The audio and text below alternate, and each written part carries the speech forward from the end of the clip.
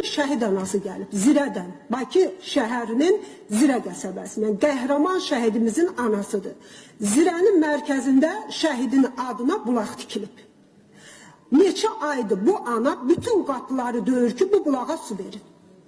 Və nəhayət gəlib dünən Milli Məclisin Mədəniyyət Komitəsinin qəbuluna ki, mən nə istəyirəm ki, mən bircə dənə şey istəyirəm ki, insanlar gəlib keçir, o bulaqdan su verilsin, hətta gəlsinlər sayğac qoyulsunlar, mən onun da pulunu ödəməyə hazıram. Zəng eləyirəm icra başçısına, Xəzər rayonunun icra başçısına. Xəzər rayonunun icra başçısı deyir, bəli Qənirə xanım, o bulaq tikilib, biz də dəstək vermişik. Biz də çox istəyirik ki, o bulağa su çəkilsin. Mən də başçı kimi müraciət eləmişəm, amma su verilmir.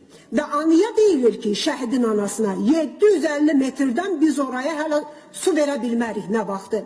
Sonra deputat zəng eləyir. Su idarəsinə rəhbərlik eləyən qurumlara, şəhid anasına deyilən söz elə mənə deyilir. 750 metrdir. Və mən başlayıram telefonda, təxminən, xahiş minnət ki, bu ana gəlib nə vəziyyətdədir.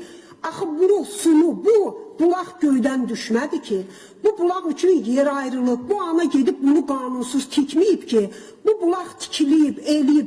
Yaxşı, sizin bir kommunikasiyanız yoxdur ki, bu bulaq hamısı tikilib istifadəyə veriləndən sonra deyilir ki, biz oraya hələ su verə bilməyəcəyik. İndi baxarıq, nə vaxt olsa su verərik.